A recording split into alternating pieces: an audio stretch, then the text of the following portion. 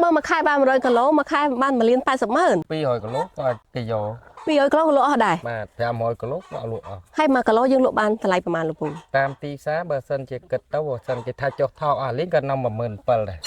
គួរចាត់ស៊ីអានេះជា អានេះស៊ីអស់ហ្មងពូណា នេះស៊ីអស់ហ្មង បើយើងដាក់អត់កិនយើងដាក់ពោតដាក់អង្គដាក់អីអត់កិនណាពូដាក់សាក់មើលអត់តាមវាស៊ីសល់អត់ ដាក់តាណាគូ ស៊ីទៅសល់ហ៎ ស៊ីឲ្យសល់វារើស៊ីបើថាបើយើងលេងជាមួយចំណីសម្រាប់ស៊ីតែថ្ងៃដែរ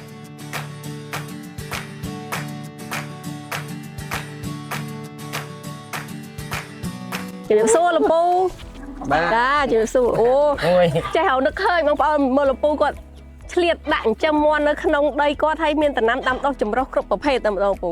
មិនបានលោកពូអត់ចិញ្ចឹមនៅក្នុងរូងមិនបានប្រឡែងទេចេះ នៅក្នុងរោងខ្ញុំចាំតែខែភាសាខ្ញុំដាក់រោងប៉ាន់បើខែប្រាំងខ្ញុំប្រឡែងវាដើរលេង អូបងប្អូនធ្វើដូចលោកពូអញ្ចឹងចំណេញ បាទ ដល់ដីយើងដាំដុះដំណាំបានហូបផ្លែបានហូបស្លឹកអីហើយយើងបានចិញ្ចឹមមាន់នៅខាងក្រោមទៀត បាទ ពូបាត់ពិសោធន៍ពូចិញ្ចឹមបែបនេះវាល្អយ៉ាងម៉េច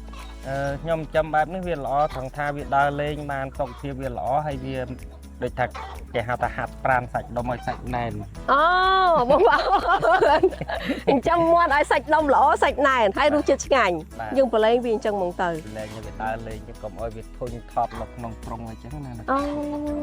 ពូចេះរកនឹកឃើញណាប្រហែលក្បាលពូវើទៅឡើងបែបសុទ្ធតែមាន់នេះ មាន់ហ្នឹងទាំងអស់ហ្នឹង150បាត 150ក្បាលហើយ150ក្បាលហ្នឹងទៅបញ្ចាប់លក់អស់ហើយណាលោកពូនេះ ចាប់លក់ពីវគ្គមុនខ្ញុំចាប់លក់អស់អានេះវគ្គក្រោយនេះខ្ញុំទៅដាក់ខែមួយ ចាខែមួយមកដល់ឥឡូវនេះវា3ខែពូណា3ខែបានប៉ុណ្ណេះអត់ទាន់ចាប់ទៀតទេ អត់ទាន់ចាប់ទៀតទេដោយសារអីវាអត់ទាន់លក់នេះចេញអស់ អូនោះលោកពូនាំទៅខាងនោះទៅបាច់ខាងនោះស៊ីផងវាហ៊ានមកទៅសក់មាន់អញ្ចឹងលោកពូចិញ្ចឹមបានខែយើងចិញ្ចឹមតាមបែបនេះអាចលក់បាន មាន់នេះបើគិតទៅបើខ្ញុំចិញ្ចឹមបែបធម្មជាតិចេះ16ខែ 6ខែ បាទ5ខែទៅ6ខែ អូ5ខែទៅ6ខែបានយើងអាចលក់បាន បាទ អូអញ្ចឹងយូរជាងគេចិញ្ចឹមតាមបែប យូរជាងគេណាគ្រូ អូ មិនបានថាយូរជាងគេយើងសំចំណៃដោយខ្លួនឯងនេះมันអាចបន្ថំបានទេ អូប៉ុន្តែលោកពូនៅតែជ្រើសរើសចិញ្ចឹមបែបនេះហេតុអីយើងចំណាយពេលយូរជាងគេមួយខែពូ ចំណាយជាងគេយូរជាងគេមួយខែតែខ្ញុំបើបានមាន់ទៅខ្ញុំស្រួលលក់ ស្រួលលក់ បាទ អូបើថាទោះបីជាហាងឆេងធ្លាក់ថ្លៃឡើងថ្លៃមិនក៏យើងលក់អស់ ក៏យើងលក់អស់ដែរហើយម៉ួយមានជាប្រចាំឲ្យតែមានមាន់ មានមាន់មួយខែគេទៅតម្រូវប្រហែល100គីឡូ មួយខែបើសិនជាខ្ញុំចាំបានឲ្យទៀងទាត់200គីឡូក៏គេយក 200គីឡូក៏លក់អស់ដែរ បាទ500គីឡូក៏លក់អស់ ហើយ1គីឡូយើងលក់បានតម្លៃប្រហែលលោកពូ តាមទីផ្សារបើសិនជាគិតទៅបើសិនជាថាចុះថោកអស់លេងក៏នាំ 17000 ដែរ 17000ថ្លៃណាបងប្អូន បាទ អានឹងទៀមបំផុតហើយ ទៀមផុត ចុះខ្ពស់បំផុត ពុំផុត22000 អូអញ្ចឹងមកលពូហ៊ានចំណាយពេលយូរជាងគេមួយខែបងប្អូនចាំបែបនេះណាប៉ុន្តែគាត់លក់បានថ្លៃហើយស្រួលលក់មួយខែ200គីឡូក៏លក់អស់ដែរ បាទឲ្យតែមាន ចាជាទូទៅមួយខែអាចចាញ់មាន់ឲ្យគេបានប៉ុន្មាន100គីឡូលោកពូ ជាទូទៅបើខ្ញុំចាំបានចេញគេបាន100គីឡូ50គីឡូ30គីឡូតាមដែលយើងធ្វើបាន ចាជិះបើមួយខែបាន100គីឡូមួយខែបាន1,80,000ប៉ុន្តែអញ្ចឹងបែបនេះគឺអត់សូវនឿយទេពូណាយើងអត់សូវមើលខាង តែគ្រូមិនថាអត់នឿយទេ ចាមើលយើងត្រូវធ្វើអីគេខ្លះ សំខាន់ពេលផឹកយើងត្រូវមើលបោសសម្អាតធុងលាងស្នុកទឹកស្នុកចំណី លាងថ្ងៃ លាង ហេតុអីលោកពូ ដោយសារអីកុំឲ្យវាមានជាតិដីជាតិអីវាចូលទឹកប្រឡាក់ អូ វាខ្លាចវាកើតរោគកើតអីចឹងណាគ្រូ ចាទៅយើងលាងហើយបន្ទាប់មកយើងធ្វើអីទៀតសម្អាតនៅក្នុងបរិវេណនេះអត់ បរិវេណវាឲ្យអស់លាងស្នុកទឹកស្នុកចំណីឲ្យអស់ដូចថាយើងទៅដាំបន្លែដាំតកួនដាំតសក់ដាំសដែក យកលុយទៅណាអស់ចាំយកលុយទៅណាអស់បងប្អូនអានេះនៅមាន់នេះមួយខែជិត500ហើយជិតនៅដាំដំណាំទៀតហ៎អញ្ចឹងបានថានេះស្ថិតសុកស្រែលាក់មុខហ៎បងប្អូនមើលបងប្អូនចង់ដឹងថាមកលបោចិញ្ចឹមមាន់ដាំដុះបន្លែអីហ្នឹងយើងគិតកូនលពូនេះថាយើងបានចប់ទាំងអស់ហ្នឹងណា រៀនបានចប់ទាំងអស់ណាគ្រូ ដោយសារលបោនេះទាំងអស់ហ្នឹងពូ អត់មានទៅធ្វើអីខុសពីហ្នឹងចាំមាន់ចាំគោចាំជ្រូក ចា ធ្វើចំការ ចាតែប៉ុណ្្នឹងដែរប៉ុន្តែមួយច្បាស់ហ៎ពូណាបើអត់ច្បាស់ទេក៏អាចចិញ្ចឹមមាន់នឹងបានលក់ដែរ មិនបានថាអត់ច្បាស់ចិញ្ចឹមអត់បានបើយើងទិញមាន់មក100ក្បាលយកមកដល់ដាក់លឺគេថាំងដាក់ ចំណៃឲ្យស៊ីឲ្យស្រួលតដាក់ឲ្យស៊ីស្រួលមែនមន់ស៊ីចំណៃអស់ដល់ពេលទីណៃអស់មន់ឈឺងាប់អស់អាលីង ចា ហើយបើយើងដឹងបែបបត់របស់វាទិញមកយើងត្រូវធ្វើវាក់សាំងឲ្យវាទី1ធ្វើវាក់សាំង ចា លូកា ចា ទី2ទៀតធ្វើវាក់សាំងអត់ទី3ធ្វើវាក់សាំងគុំរោខ្ញុំធ្វើ3មុខ ធ្វើ3មុខហ្នឹង បាទ ទិញមកពីគេភ្លាមត្រូវធ្វើ3មុខហ្នឹងភ្លាមពូក៏មានរយៈពេលវាខុសៗ រយៈពេលបើទិញគេពីគេមកមួយអាទិត្យបានខ្ញុំធ្វើវាក់សាំងលូកា ចាតមកទៀត តមកទៀត14ថ្ងៃខ្ញុំធ្វើវាក់សាំងអត់អាចជួសស្លាប់ហ៎ ចាចា បាទ តមកទៀត តមកទៀតមួយអាទិត្យពីរអាទិត្យទៀត ចា ខ្ញុំធ្វើគុំរោ ចា បាទចំណីខ្ញុំដាក់នេះចង់និយាយថាបើពីទូចខ្ញុំដាក់ចំណីសម្រាប់ដែរ ចា រយៈពេល1ខែទៅ1ខែកន្លះ អូ បាទ ចា អាហ្នឹងចំណីតូចគុណមន់តូច ចា ដល់ពេលធំខ្ញុំផ្សំចំណីខ្លួនឯង អូបងប្អូនចំណៃដែលបងប្អូនឃើញលពូអញ្ជើញមកអង្គុយឲ្យបងប្អូនបានឃើញដែរនេះចំណៃដែលបងប្អូនឃើញនេះមិនមែនចំណៃទិញគេណា មែនទេអានេះចំណីខ្ញុំផ្សំខ្លួនឯង ផ្សំខ្លួនឯងហើយយើងប្រើម៉ាស៊ីនសូន បើយើងផ្សំខ្លួនឯងចំណេញជាងទិញគេ ចា វាធូរថ្លៃបើយើងគិតកន្ទក់1គីឡូ1000 ចា ចុងក1គីឡូ1000បើយើងទិញ5គីឡូអត់5000ទេ ចា ចុងកកន្ទក់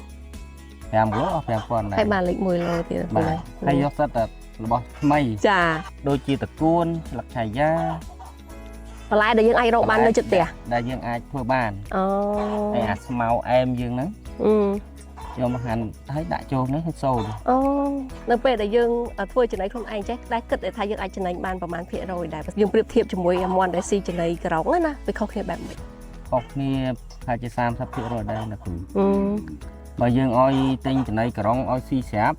មន់ភូមិលឿន ចា សាច់ល្អដែរប៉ុន្តែជ្រាយ អូសាច់ជ្រាយ បាទ ដល់ពេលយើងធ្វើចំណីចេះធំរៀងយឺតទេ ធំយើងយឺតសាច់ល្អដូចគ្នាប៉ុន្តែសាច់ណែន សាច់ណែនចាលពូបងប្អូនក៏ចង់ដឹងហើយលពូមានការងារច្រើនមែនតើមន់នេះគឺចំណូលមួយផ្នែកហើយលពូនៅដាំដុះដំណាំតិចចង់ដឹងថាលពូចិញ្ចឹមមន់2-300ក្បាលនេះណាលពូចំណាយពេលមួយថ្ងៃប្រហែលម៉ោងដែរដើម្បីមើលថែវា មួយថ្ងៃខ្ញុំចំណាយតែ2ម៉ោងឯង 2ម៉ោងបងប្អូនតិចមែនតើ ពេលព្រឹកខ្ញុំចំណាយ1ម៉ោងយ៉ាងយូរខ្ញុំបើកហៅថាខំបើយ៉ាងយូរ1ម៉ោងកន្លះអស់ ចាម្នាក់ឯង ម្នាក់ឯង លាងដុសស្នូកដាក់ចំណីដាក់អីចឹងទៅ លាងវាឲ្យស្អាត ហើយដល់ពេលថ្ងៃយើងមកម្ដងទៀតម៉ោង ថ្ងៃចាប់ពីម៉ោង3ម៉ោង3រៀបចំពេលល្ងាចយើងមាននៅលាងណា ចាយើងទៅដាក់តិចទៅកន្លះម៉ោងហើយពូណាហើយមន់ក៏ជាពិសេសគឺមន់លក់បានតម្លៃថ្លៃមានទីផ្សារល្អហ្នឹងហើយខ្ញុំជឿថាបងប្អូនក៏ចង់ដឹងថាតើចំណីដែលលពូប្រើដើម្បីចិញ្ចឹមមន់ណាដែលចិញ្ចឹមមន់ដែលមានរសជាតិឆ្ងាញ់ហើយអ្នកទិញហើយចង់ទិញទៀតណាលពូធ្វើមិនបងប្អូនទាំងគ្នានៅខាងមុខខ្ញុំនៅលពូនេះគឺជាវត្ថុធាតុដើមដែលយើងត្រៀមសម្រាប់ការផលិតចំណីមន់ស្រែរបស់គាត់ចឹងលពូអាចប្រាប់បងប្អូនត្រួសបានថាបរិមាណវត្ថុធាតុដើមនីមួយៗពូដាក់ប្រមាណដែរ ខ្ញុំដាក់ពោតនេះ10គីឡូ ពោត ពោតចំណីសត្វយើង10គីឡូ ពោតចំណីសត្វយើងនឹង10គីឡូហើយកន្ទុកយើងកន្ទុកម៉ត់នេះ2គីឡូ 2គីឡូចា ហើយនេះចុងក1គីឡូ 1គីឡូចា ហើយនឹងមាននេះហៅថាដំឡូងមីម្សៅយើងនោះ ម្សៅដំឡូងមី ម្សៅដំឡូងមីយើងហ្នឹងវាកន្លះគីឡូ គីឡូ បាទ ហើយ ស្លឹកឆាយានិងឆ្មៅអែមហាន់បញ្ចូលគ្នាហ្នឹង1គីឡូ 1គីឡូទៀតហើយមានក្តាមស្ងោរទៀត អាក្តាមស្ងោរហាលហ្នឹងកន្លះគីឡូ កន្លះគីឡូទៀតអញ្ចឹងសរុបទាំងអស់វាមានស្លឹកឆាយាហើយនឹងម្សៅដំឡូងមីពោតចុងកបន្ទក់ហើយនឹងស្ករសអូនេះស្ករសទៀត មានស្ករសហ្នឹង2ខាំកន្លះ 2ខាំកន្លះទៀតចាហើយអានេះហៅថាប្រេងឆា ចា ប្រេងឆានេះ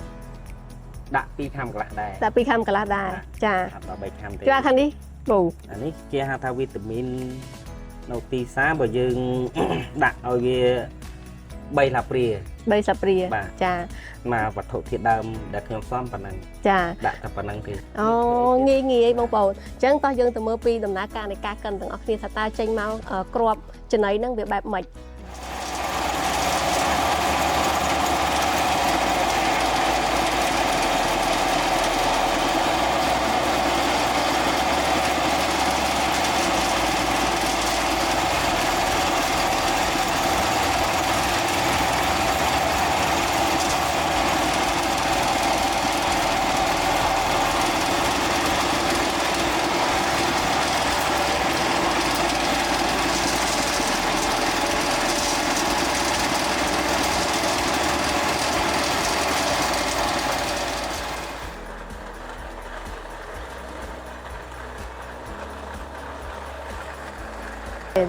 បងប្អូនមកមើលពីគុណភាពនៃចំណីដែលសូនហើយលពូល្អមែនតើអានេះមួនទៅចូលចិត្តស៊ីលពូពេលយើងកិនហើយចេះចូលចិត្តស៊ីដោយសារយើងផ្សំគ្រឿងហើយអស់បើយើងប្រៀបធៀបជាមួយដាក់លាយហើយយើងអត់កិនតើវាចូលចិត្តស៊ីមួយណាជាងចូលចិត្តស៊ីអានេះស៊ីអស់ហ្មងពូណានេះស៊ីអស់ហ្មងបើយើងដាក់អត់កិនយើងដាក់ពោតដាក់អង្គដាក់អីអត់កិនណាពូដាក់សាក់មើលអត់តើវាស៊ីស្វាល់អត់ដាក់ទៅស៊ីទៅស្វាល់ស៊ីឲ្យស្វាល់វារើស៊ីបើថាបើយើងលេងជាមួយចំណីសម្រាប់ស៊ីតែថ្ងៃរ៉ៃហើយចឹងហ្នឹងអូបើយើងកិនចេះចំណេញបើកិនចេះបើយើងគិតទៅមានស្លឹកឆាយ៉ាមានស្មៅ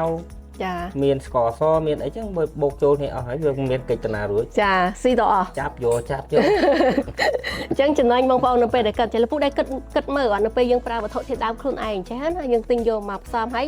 សូនជាមួយម៉ាស៊ីននេះតែយើងចំណាយ1គីឡូអស់ប្រហែលប៉ុន្មាន1គីឡូ